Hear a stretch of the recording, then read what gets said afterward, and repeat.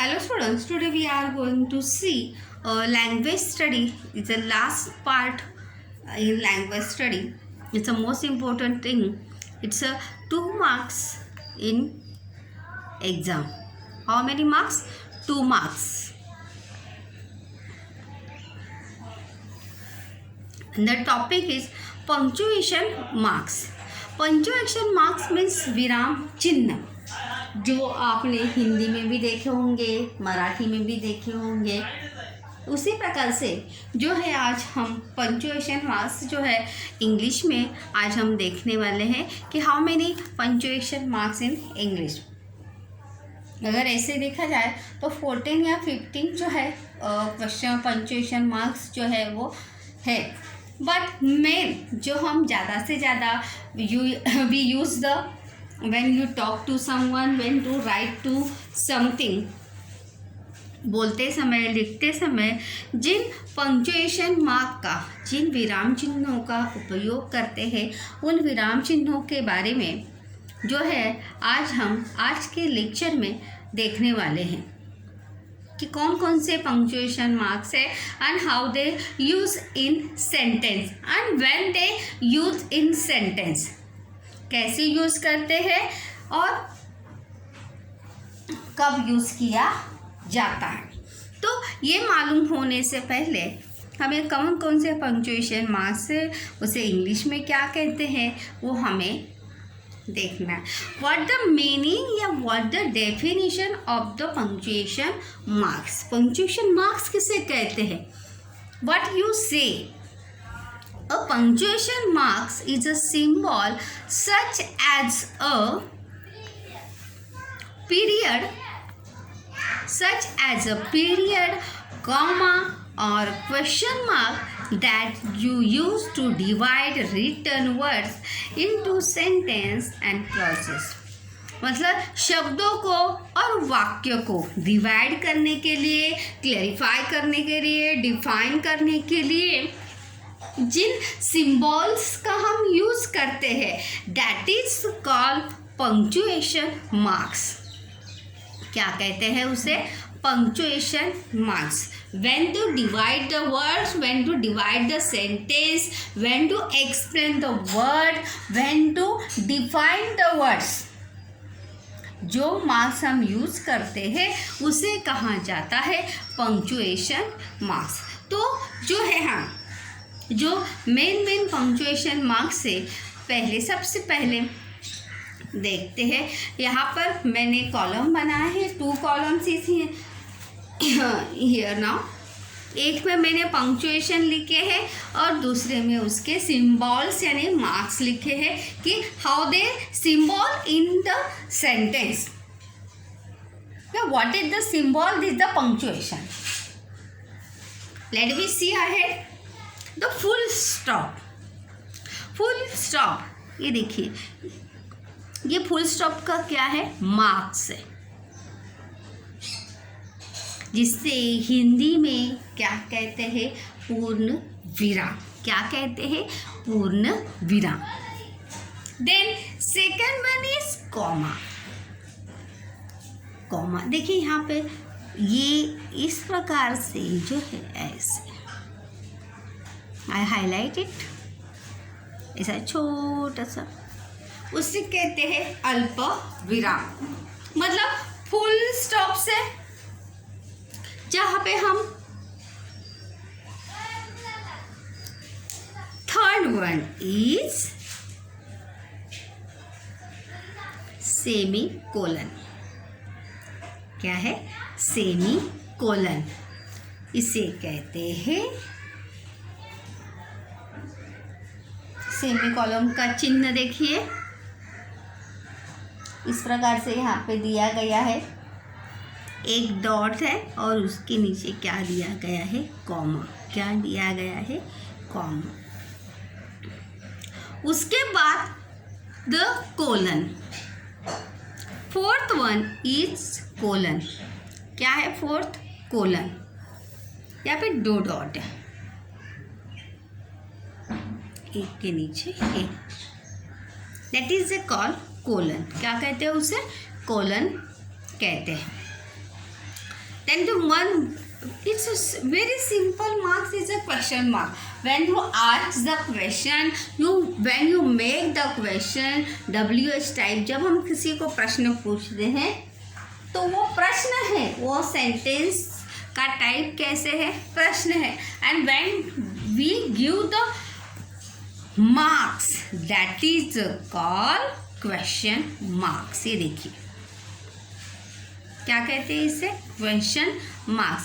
आपको जो है पहचानने के लिए आने वाले नहीं है स्टूडेंट्स, वहाँ पर आपको यूज़ करना है how to use in sentence and when use the sentence, कब और कैसे उसे यूज़ किया जाता है ये हमें सीखना है. हमें ये पहचानने के लिए नहीं आता है कि व्हाट इज़ द सिंबल, ये सिंबल कौन सा है, ये कौन सा है, ऐसा इंग्लिश में हमें ऐसा नहीं आता है. हमें आइडेंटिफाई करने के लिए आता है.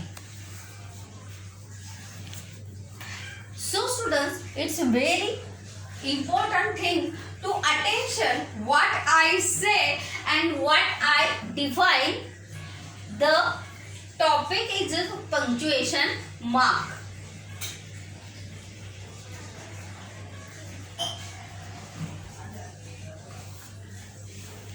Then sixth one is exclamation mark.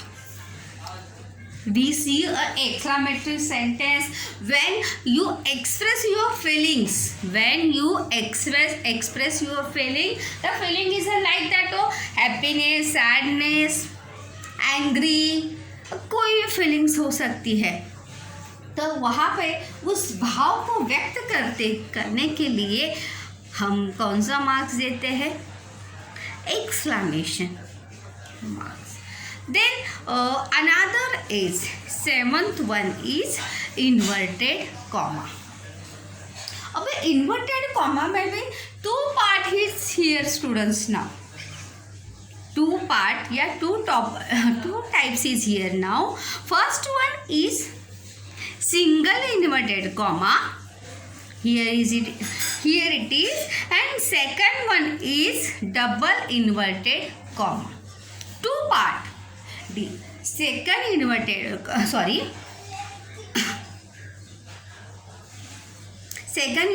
double inverted comma and single inverted comma. Then hyphen. Hyphen देखिए, जब हमें कोई चीज़ बार बार रिपीट करनी होती है, हम बार बार लिखते नहीं है. देखिए हाइफन में और डैश में इट्स अ सिमिलर और इट्स बहुत ही थोड़ा सा डिफरेंट है एकदम. डैश हाइफन जो है वो छोटा है, क्या है, छोटा. और डैश जो है वो हाइफन से क्या है, बड़ा है. क्या है, बड़ा है. तो इसलिए हाइफन हम कब लगाते हैं, when you repeat the words. जब हमें रिपीटेशन लिखना होता है तो उस रिपीटेशन को टालने के लिए हम किसका यूज़ करते हैं, हाइफन का यूज़ वहाँ पर करते हैं. देन डैश, जब हमें कोई चीज़ डिफाइन करनी हो, बतानी हो, तब हम किसका यूज़ करते हैं, डैश का. Then 11th is apostrophe. apostrophe yes लगा देखो. टीचर्स, जब हम when you write a teachers, जब हम टीचर्स लिखते हैं तो वो एस लिखने से पहले वहाँ पर ये कॉमा देते हैं. क्या देते हैं, कॉमा. उसे कहा जाता है एपोस्ट्रोफी. क्या कहते हैं उसे, एपोस्ट्रोफी. यस. एंड इंग्लिश में capital letter are also punctuation marks. Capital English में भी, इंग्लिश में सिर्फ इंग्लिश में ही कैपिटल लेटर, क्योंकि इंग्लिश में देखिए 2 letters, it's a small letters and capital letters. तो कैपिटल लेटर्स भी किस में काउंट होते हैं, पंक्चुएशन मार्क्स में काउंट्स होते हैं. तो जब हमें सेंटेंस पंक्चुएट करने के लिए दिया जाएगा, फॉलोइंग द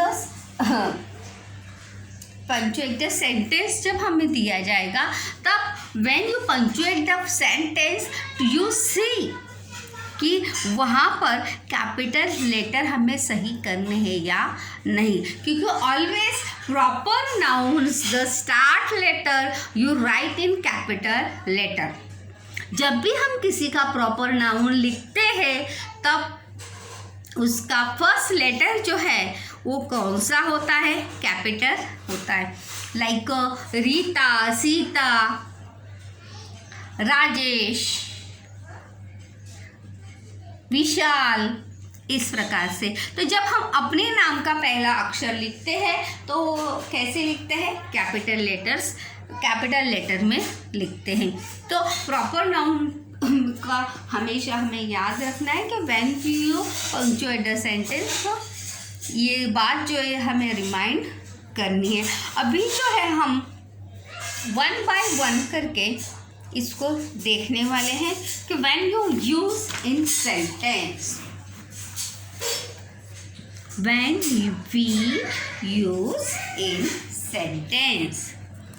फुल स्टॉप तो इट्स सो सिंपल। पहला हम यहाँ पर देखने वाले हैं फुल स्टॉप। क्या है फुल स्टॉप? इसका सिंबल है ये पूर्ण विराम। आई थिंक हिंदी में भी यही कहते हैं, पूर्ण विराम। When you stop, when you speak and when you stop and when you complete the sentence and when you realize that you complete your sentence, then you give the full stop.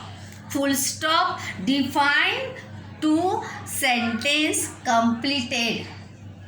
Full stop जो है किस बात को define करता है कि आपका sentence जो है वो कंप्लीट है। अगर मैंने यहाँ पे लिखा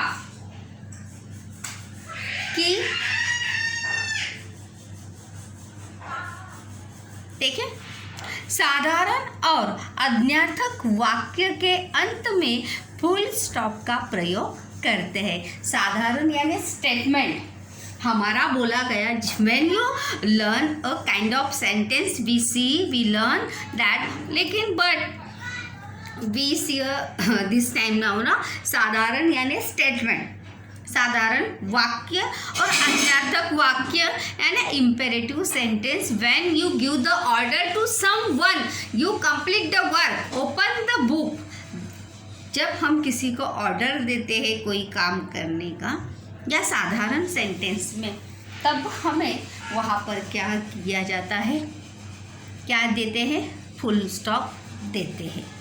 तभी उस फुल स्टॉप से हमें पता चलता है कि this sentence is completed, she is my best friend. अगर मैंने यहाँ पर फुल स्टॉप नहीं दिया होता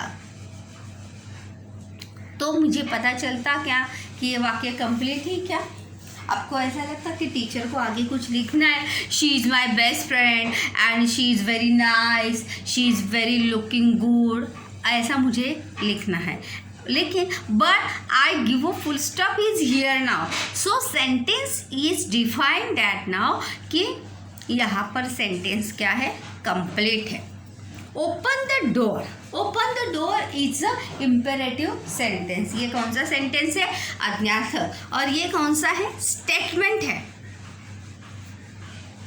which this is statement and this is imperative.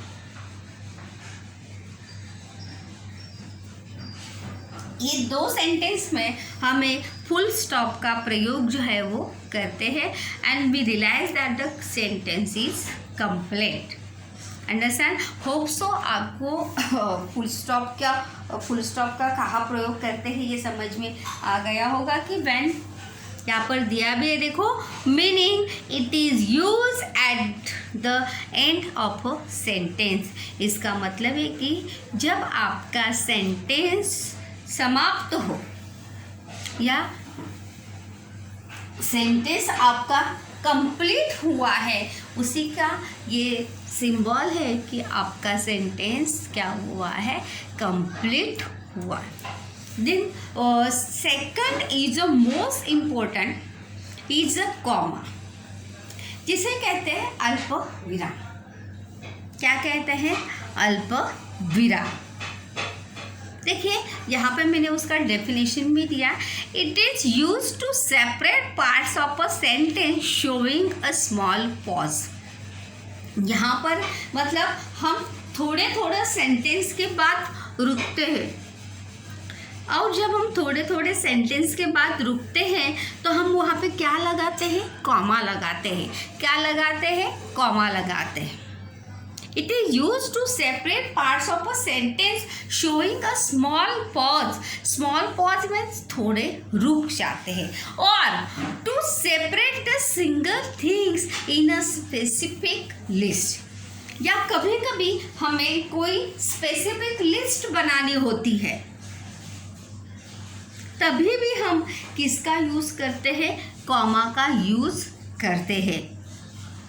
जैसे अगर हमें ऐसा बोलना होगा कि I have so many books, I have so many new books, history, geography, maths, English. तो जब हम ये मैथ्स, इंग्लिश, हिस्ट्री, मराठी जब लिखेंगे, when we give a comma every words you write there now. यहाँ पर देखिए, इन अ स्पेसिफिक लिस्ट, जब हम कोई भी लिस्ट बनाते हैं तो लिस्ट बनाते समय हर एक वर्ड लिखने के बाद वहाँ पर क्या देते हैं, कॉमा देते हैं, क्योंकि वो चीज़ क्या है, अलग है। हम यहाँ पर, जैसे मैं यहाँ पर अभी लिखूँगी, लिखती नहीं हूँ, लेकिन यहाँ पर देखिए, जैसे मुझे यहाँ पर लिखना है शुगर, और शुगर के बाद मैंने कॉमा नहीं दी है, शुगर के बाद मैंने तुरंत लिखा पिकल। तो शुगर पिकल मुझे लिखा ना, मंगाना है क्या, नहीं, sugar then I give a comma and then I write the pickle. तो उसे ये दोनों शुगर और पिकल, ये दोनों वर्ड वहाँ पर क्या हो गए, सेपरेट हो गए। क्या हो गए, सेपरेट हो गए। तो वर्ड्स को सेपरेट करने के लिए हम किसका यूज़ करते हैं, कॉमा का यूज़ करते हैं। इट इज़ अ यूज़, एक ही, उसका दूसरा देखिए, सॉरी, एक ही समूह के शब्दों को अलग दर्शाने के लिए भी कॉमा का प्रयोग किया जाता है। जब अभी मैंने देखो शुगर और पिकल का आपको एग्जाम्पल दिया था, तो शुगर और पिकल ये किसकी चीज़ थी, खाने की चीज़ें थी, तो वो एक ही कैटेगरी की है। जब हम एक ही कैटेगरी के वस्तु को एक साथ दर्शाते हैं तो दे अभी यूज अ कॉमा। देखिए, जैसे यहाँ पर मैंने एग्जाम्पल दिया है, शी इज क्लेवर, वो बहुत ही होशियार, बुद्धिमान लड़की है, हेल्थी गर्ल है, और साथ ही साथ क्या है, हेल्दी, स्वस्थ भी है, मतलब क्लेवर भी है। क्लेवर की बात देखिए, मैंने क्लेवर क्या है, एडजेक्टिव, और हेल्दी भी क्या है, एडजेक्टिव। तो जब एक ही समूह के शब्दों को जब हमें अलग अलग दर्शाना है, तब हम किसका यूज़ करते हैं, कॉमा का यूज़ करते हैं। Doctor is very polite, doctor is very polite and honest. तो उसके बाद हम वहाँ पर अलग अलग शब्दों का यूज़ करने के लिए, सॉरी, एक ही समूह के शब्दों का यूज़ करने के लिए कॉमा का प्रयोग करते हैं। ही वॉज पुअर, फिर से देखिए यहाँ पे, he was poor, old, weak and miserable. वो कैसा है, गरीब है, बूढ़ा है, कमज़ोर है, एंड ऑल्सो क्या है, दुखी है। तो पुअर, ओल्ड, वीक, मिजरेबल, ये सब 4 words are is a adjective.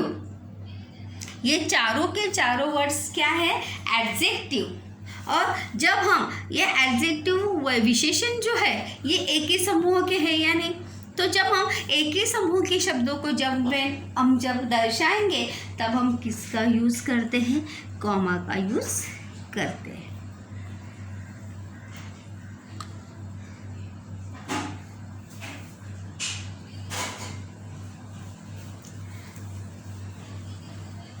संज्ञा और शब्दों के, दूसरा भी देखिए, एक तो ये हो गया कि शब्द के समूह को दर्शाने के लिए हम कॉमा का यूज करते हैं। दूसरा कॉमा का प्रयोग कब करते हैं? अल्प विराम का प्रयोग करते हैं, when you use the comma. संज्ञा और शब्दों के समूह के परस्पर संबंध दर्शाने के लिए कॉमा का प्रयोग किया जाता है। संज्ञा और शब्दों के समूह के परस्पर संबंध को दर्शाने के लिए, मतलब नाउन और उसके दूसरे शब्दों के साथ जो संबंध है वो दर्शाने के लिए कॉमा का प्रयोग किया जाता है। देखो यहाँ पे उदाहरण दिया है, रानी माय सिस्टर। रानी के बाद देखो कॉमा दिया है, Rani my sister is very punctual. Rani मेरी बहन बहुत ही क्या है? पंक्चुअल है, यानी समयबद्ध है या समयबद्धता का वो पालन करती है। दूसरा सेंटेंस भी यहाँ पर क्या हो सकता था उसका? राजेश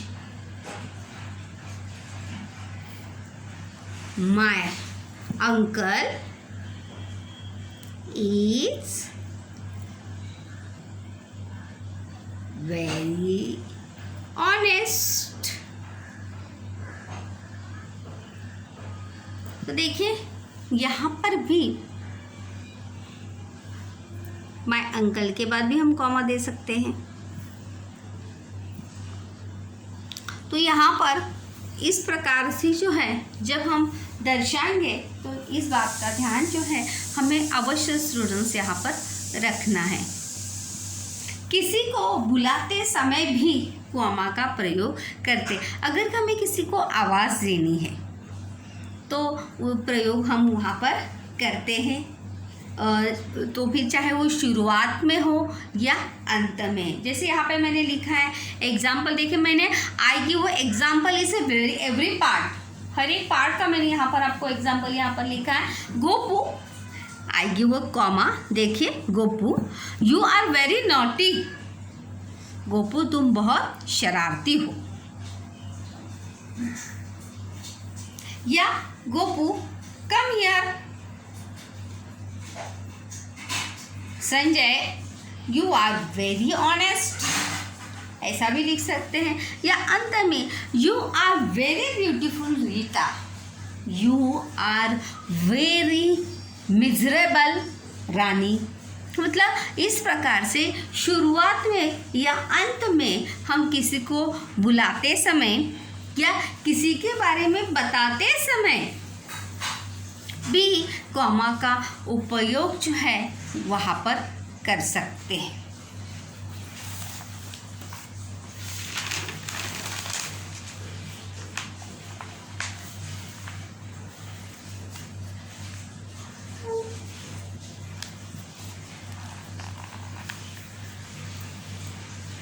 अभी यहाँ पे अर्धविराम, द सेमी कोलन, क्या बोलते हैं इसे इंग्लिश में? सेमी कोलन, अर्धविराम।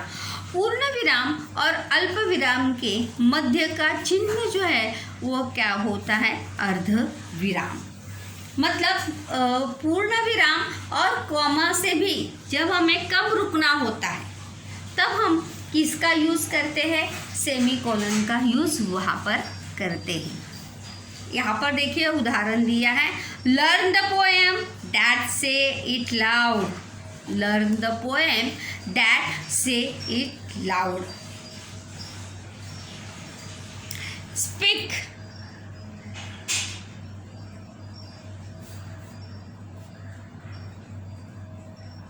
केयरफुली,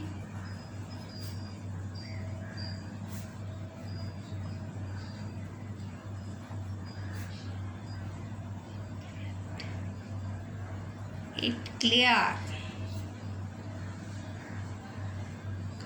इस प्रकार से जो है हम सेमीकोलन का वहाँ पर यूज जो है वो कर सकते हैं।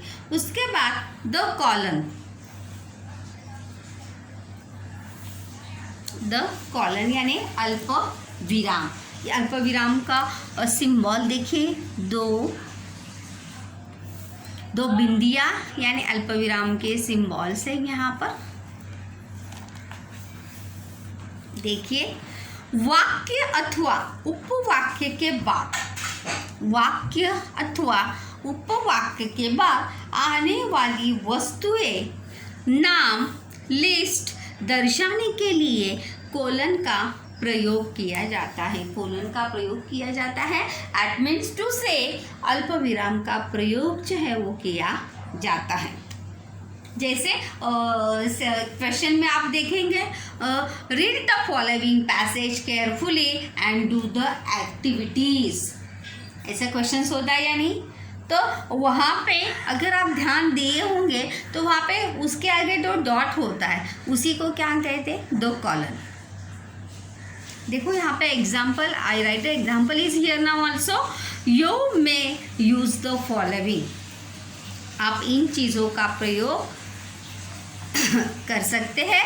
Paper, pen, box, bag, gum and thread. You may use the following points, इस प्रकार से भी रहता है। या read the passage carefully and do the activities, इस प्रकार से भी होता है, क्योंकि उसके बाद मतलब वाक्य अथवा उपवाक्य आने वाली वस्तुएं, क्योंकि उसके बाद क्या होता है? पैसेज होता है। क्या होता है उसके बाद? पैसेज होता है। तो उसे दर्शाने के लिए, उसके बारे में बताने के लिए, ऐसे यहाँ पे देखो, रीड द फॉलोइंग पैसेज।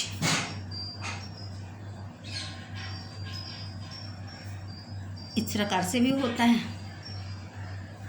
तो उसे, क्योंकि उसके बाद क्या होता है? पैसेज होता है। उसके बाद read the stanza carefully and do the activities, उसके आगे दो डॉट होते हैं, क्योंकि उसके बाद क्या होता है? पोएम होता है, पैसेज होता है। तो अल्प विराम यानी उसके वाक्य अथवा उपवाक्य के बाद आने वाली वस्तुएं अथवा नाम, लिस्ट या बात की चीज़ें दर्शाने के लिए हम जो है किसका यूज़ करते हैं? अल्प विराम का यूज़ जो है वहाँ पर किया जाता है, ताकि हम आगे की चीज़ें जो है वो ध्यान से पढ़ सकें। क्योंकि इससे हमें पता चलता है कि इसके नीचे पैसेज है and we read the very carefully. So students, today we are going to 4 punctuation marks to see here. First is a full stop, second is a comma, third one is a semicolon and fourth one is a colon. बाकी के बचे हुए जो हैं we are seeing a next lecture.